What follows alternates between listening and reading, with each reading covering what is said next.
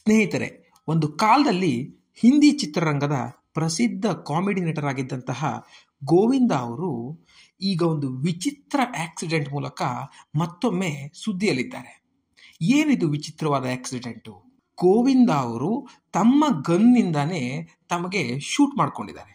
ಹಾಗಂತ ಇದು ಆತ್ಮಹತ್ಯೆ ಪ್ರಯತ್ನ ಅಥವಾ ಅಮಲ್ನಲ್ಲಿ ಆದಂತಹ ಕೆಲಸ ಅಲ್ಲ, ಆಕ್ಸಿಡೆಂಟಲ್ ಆಗಿ ಆಗಿರುವಂತಹ ಒಂದು ಘಟನೆ. ಗೋವಿಂದ ಅವರು ಇಂದು ಬೆಳಗ್ಗೆ ಕೋಲ್ಕತ್ತಾಗೆ ಹೋಗಬೇಕು ಅಂತ ಅವರ ಫ್ಲೈಟ್ಗೆ ಸಿದ್ಧತೆ ಮಾಡಿಕೊಳ್ತಿದ್ರು. ಬೆಳಗ್ಗೆ 6 ಗಂಟೆಗೆ ಫ್ಲೈಟ್ ಇತ್ತು.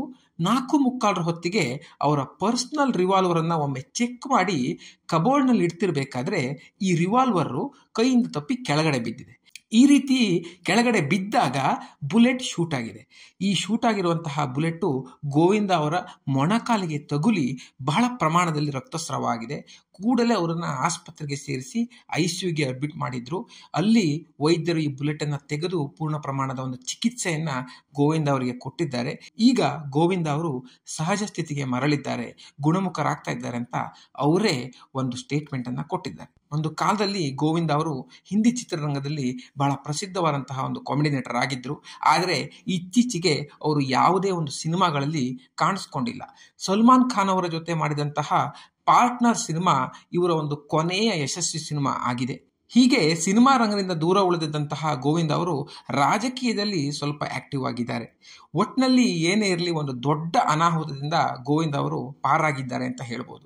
ಈ ಘಟನೆ ಕೇಳಲಿಕ್ಕೆ ವಿಚಿತ್ರವಾಗಿದ್ದರೂ ಕೂಡ ಬಹಳಷ್ಟು ಮಂದಿಗೆ ಒಂದು ಎಚ್ಚರಿಕೆಯ ಗಂಟೆ ಅಂತ ಹೇಳ್ಬೋದು. ಈ ರೀತಿ ರಿವಾಲ್ವರನ್ನು ಇಟ್ಕೊಂಡಿರುವಂತಹ ವ್ಯಕ್ತಿಗಳು ಸ್ವಲ್ಪ ಎಚ್ಚರಿಕೆಯಿಂದ ಅದನ್ನು ಹ್ಯಾಂಡಲ್ ಮಾಡಬೇಕು.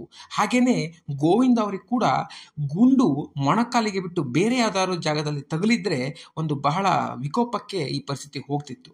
ಏನೇ ಆಗಲಿ, ಈ ರೀತಿ ಒಂದು ವಿಚಿತ್ರ ಘಟನೆ ನಡೆದಿದ್ರೂ ಕೂಡ ಇದರಲ್ಲೊಂದು ಖುಷಿಯ ವಿಷಯ ಏನೆಂದರೆ ಗೋವಿಂದ ಅವರಿಗೆ ಯಾವುದೇ ದೊಡ್ಡ ಪ್ರಮಾಣದ ಒಂದು ಹಾನಿ ಈ ಘಟನೆಯಿಂದ ಆಗಿಲ್ಲ. ಸ್ನೇಹಿತರೆ, ಈ ವಿಡಿಯೋ ನಿಮ್ಗೆ ಇಷ್ಟ ಆಗಿದ್ರೆ ತಪ್ಪದೆ ಶೇರ್ ಮಾಡಿ. ಹಾಗೆ ಈ ರೀತಿಯ ಇನ್ನಷ್ಟು ಕುತೂಹಲಭರಿತವಾದ ವಿಷಯಗಳನ್ನು ತಿಳ್ಕೋಬೇಕು ಅಂದರೆ ನಮ್ಮ ಕನ್ನಡ ಮಾಣಿಕ್ಯ ಚಾನಲ್ಗೆ ತಪ್ಪದೆ ಸಬ್ಸ್ಕ್ರೈಬ್ ಮಾಡಿ.